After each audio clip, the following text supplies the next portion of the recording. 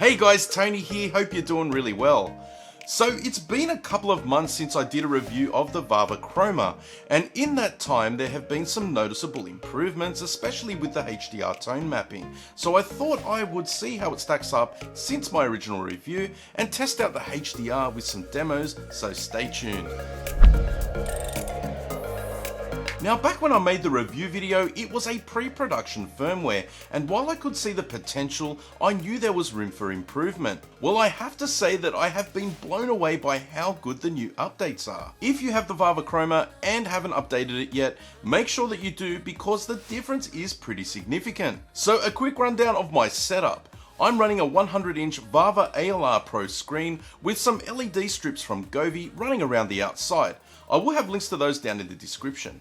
But I use them to mask the faint glow that I seem to get around the edge of the screen, and this is something that seems to occur with all ultra short throw projectors. Pretty much every single one that I've tested does it, and I'm yet to know why this is. The other important thing to note here is that I'm not keystoning at all. The picture is perfectly aligned to the edges, which I managed to achieve by using the adjustable options of the ALR Pro. I'll have links to that down in the description as well. I highly recommend this screen, as when I installed my brand new cabinet last week, it was a fixed height for the Chroma, so it's much easier to adjust the screen than start putting shims under the projector to raise it up. It only took 3 to 4 adjustments to get it perfectly aligned, and the main reason I'm telling you about this is because when you keystone, you are effectively reducing the resolution of the image as well as the clarity. So always, I say to people, don't take the easy road, avoid keystoning as much as possible. For the purposes of this video, I have the Panasonic DP-UB820 for physical media playback,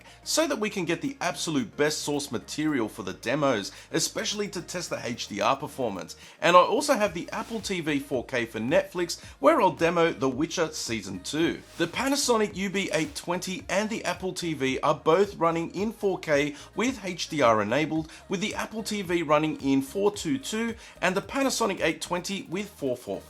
So let's take a quick look at the settings I've manually adjusted inside the Chroma. So press the sideload menu button on the Chroma, which will bring you to the main options, which will affect the image. Press onto the image mode, and there you will see the values that I have set for each option.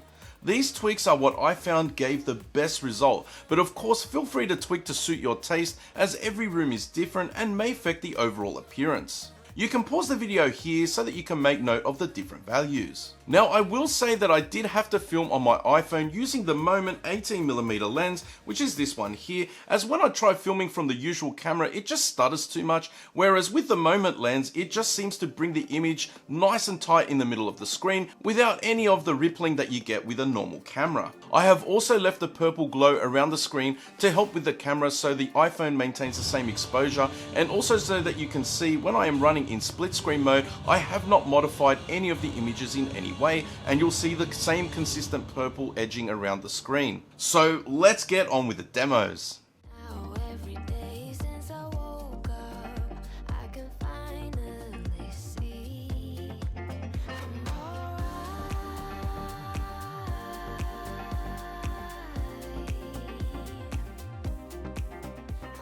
So for the first demo, we have Godzilla vs. Kong, and this is the 4K edition with HDR. I chose this movie for the test because there is a lot of CGI, vibrant colors and fast movement and lots of contrast, and it didn't disappoint.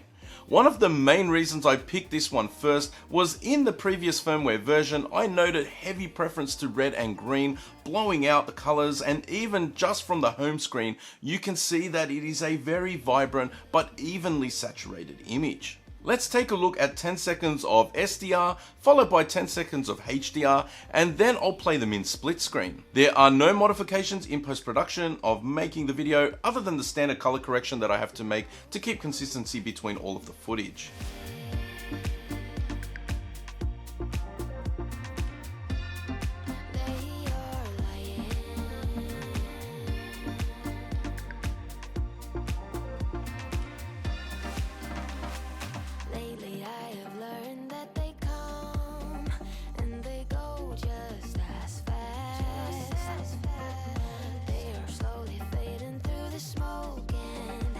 Can hear myself think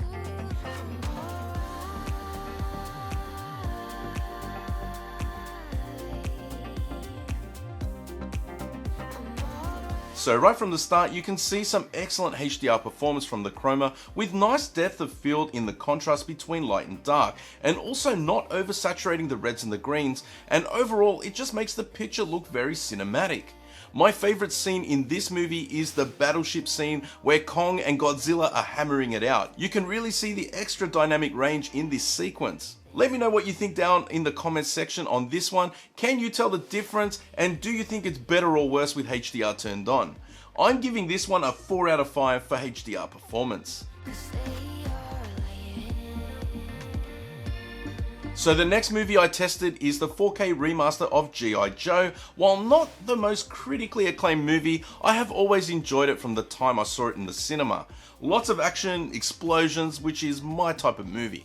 I also have the Blu-ray version of this, which is only 5.1 in sound, and I know how great it sounds upmixed with DTS Neural X in my dedicated home theater, but I wanted to see how the Chroma handled 4K with HDR for this movie. So let's take a look at 10 seconds of each again, both in SDR and HDR, and then I'll play them in split screen.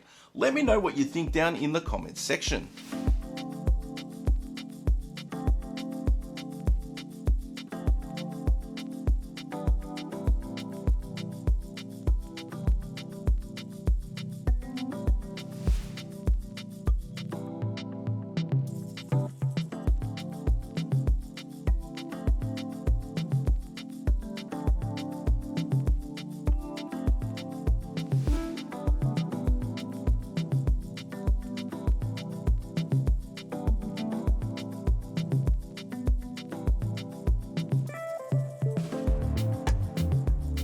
So you can tell right away that there is more punch to the image, more vibrancy, and richer reds and greens. It may be a little more saturated than I'd like, so maybe a manual tweak for this movie is needed. It would be great if we could save multiple custom profiles in the Chroma for this situation, but honestly it's really easy to change while the movie is playing, which is great, using the side-loaded menu on the Chroma remote. I think it's a decent transfer to 4K and a substantial resolution bump from the 1080p version, so I'll give it a solid 3 out of 5. So I chose Black Widow because I'm a big fan of these types of movies, and I paid for the premiere on Disney Plus through the Apple TV, and I really enjoyed it, so I thought it would be great to see how the disc performed on the Chroma. Let's play 10 seconds of each and then a side by side. Again, let me know what you think down in the comments section.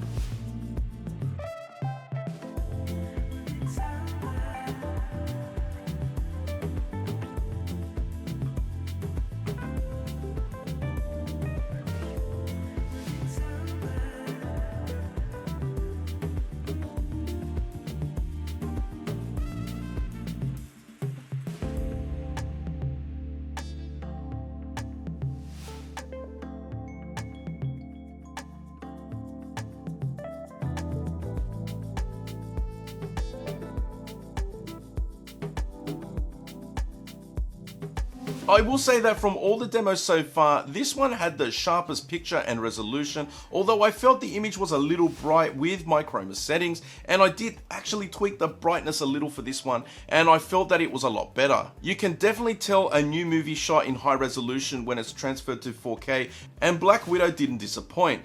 I felt that the HDR kept up well during the fast action scenes. I think the Chroma performed well, even though there is no native 24p mode, it still felt quite cinematic. I'll give Black Widow 3 out of 5 for the HDR performance.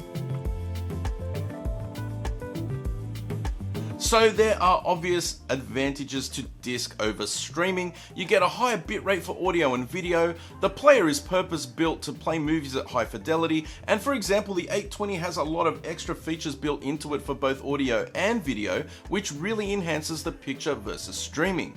I won't get into that here as it's a subject for another video, but either way I wanted to see how the Chroma handled HDR in Netflix playing the new season of The Witcher.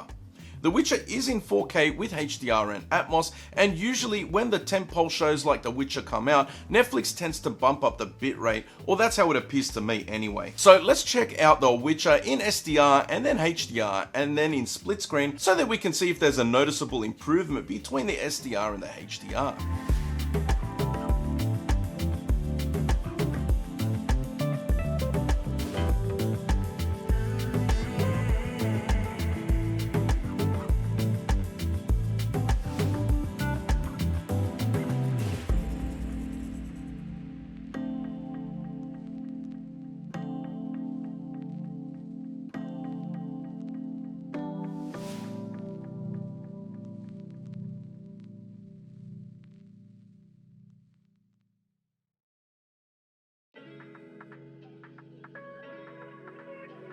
So this is one that I noticed a stark difference in the picture quality. I found the SDR quite blown out compared to the HDR, and a lot of the extra depth comes back into the image when it was turned on. This is what is actually supposed to happen with HDR content, but there were issues previously with the Chroma before the update where the reds and the greens were extremely saturated. So this is a great example of how software update can fix a lot of things. I will have a few more videos in this series coming, including a tour of my upstairs living room, so subscribe to the channel if you're not already. And a big thank you for watching this far, but that's it for this one. You'll catch me in the next one. Bye for now.